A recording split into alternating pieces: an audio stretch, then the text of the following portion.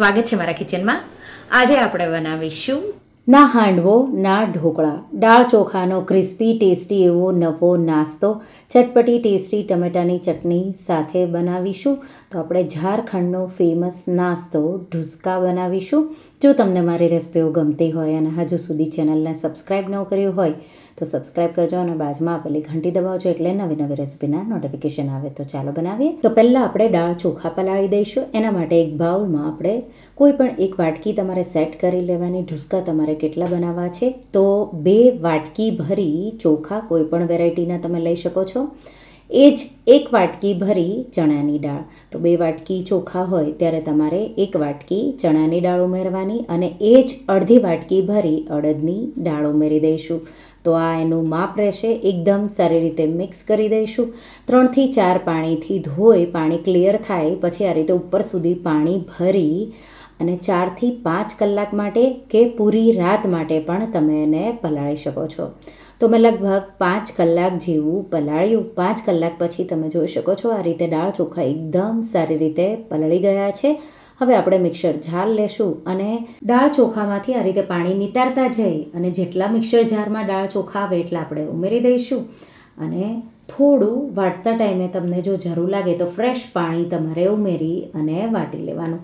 તો આ રીતે લગભગ 1/4 કપ જેટલું મેં પાણી ઉમેર્યું એકવારમાં અને આ રીતે સ્મૂથ વાટી લીધું અને એને એક બાઉલમાં કાઢી લઈશું. હવે એ જ મિક્સર જારમાં તીખાશ તમને જોવી એ રીતે લીલા મરચાં, તો અહીંયા મેં 4 લીલા મરચાં, એક મોટો ટુકડો આદુનો અને બચેલા દાળ ચોખા છે એ આપણે મિક્સર જારમાં પાછા ઉમેરી દઈશું. થોડું પાણી ઉમેરી અને પાછું મેં એને પણ વાટી લીધું.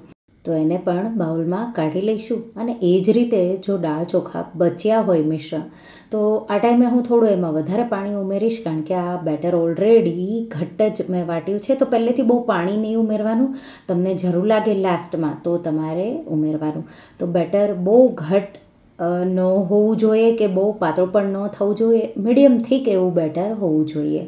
તો આ રીતે બેટરને એકદમ સારી રીતે 3 વાર મેં વાટ્યું. તો હવે આપણે એને એકદમ સારી રીતે મિક્સ કરી દઈશું. અને તમે જોઈ શકો છો બેટર કેવું છે. થોડું જો તમારે પાતળું કરવું હોય તો કરી શકો છો, પણ આનાથી વધારે જાડું પણ ન હોવું જોઈએ અને બહુ વધારે પાતળું પણ ન હોવું જોઈએ. તો બેટર તૈયાર છે. હવે સિમ્પલ એવા મસાલા છે. એમાં અડધી ટીસ્પૂનથી થોડી ઉપર હળદર ઉમેરીશું. સાથે 1/4 ટીસ્પૂન જેટલી હિંગ, 1 ટીસ્પૂન જીરું, તમે 2 થી 3 ટીસ્પૂન જેટલું પણ ઉમેરી શકો છો. અડધી ટીસ્પૂન મરીનો પાવડર અને સાથે આપણે એમાં મીઠું સ્વાદ પ્રમાણે. તો 1 ટીસ્પૂનથી થોડું ઉપર એટલે કે મેં અહીંયા 1/2 ટીસ્પૂન જેટલું મીઠું ઉમેરી દીધું. એકદમ સારી રીતે મિક્સ કરી દઈશું અને બેટરને આપણે ઢાંકી અને 2 કલાક માટે રેસ્ટ થવા દેવાનું છે. તો આ નાસ્તો આપણે બનાવીએ એમાં બેકિંગ સોડા કે એનો કાંઈ વાપરવાની જરૂર નહીં પડે. તમારે આ રીતે મિક્સ કરી દેવાનું અને ઢાંકી 2 કલાક જેવું રેસ્ટ થવા દઈશ. બેટરને રેસ્ટ થતાં હવે 2 કલાક જેવું થઈ ગયું. બેટરમાં થોડું ફર્મેન્ટેશન જેવું આવી ગયું અને બેટર થોડું જાડું પણ થઈ ગયું છે. હું થોડું એમાં પાણી ઉમેરી બેટરને થોડું પાતળું કરી લઈશ. તો લગભગ 4-5 ટેબલ સ્પૂન જેટલું જ અત્યારે ઉમેરીશ. પછી જો તળતા ટાઈમ એવું લાગે કે ઢુસકા ફૂલતા નથી તો તમારે 1-2 ચમચી જેટલું પાણી ઉમેરવાનું. તો મેં થોડું પાણી ઉમેરી મિક્સ કરી લીધું અને તમે જોઈ શકો છો બેટર કેવું છે. હવે તેલ મેં ગરમ કરી લીધું. એકવાર તેલ ગરમ થઈ જાય એટલે ગેસની ફ્લેમ મીડિયમ હાઈ રાખીશું. આ રીતે ડોયો ભરી બેટર આ રીતે ડાયરેક્ટ ગરમ તેલમાં તમારે ઉમેરી દેવાનું.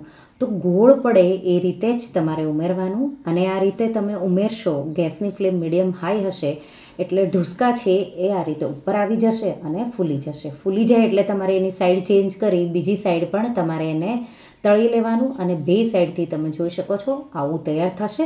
તો બેટર થોડું જાડું હતું એટલે મેં થોડું પાણી ઉમેર્યું અને થોડા એમાં લીલા ધાણા પણ ઉમેર્યા.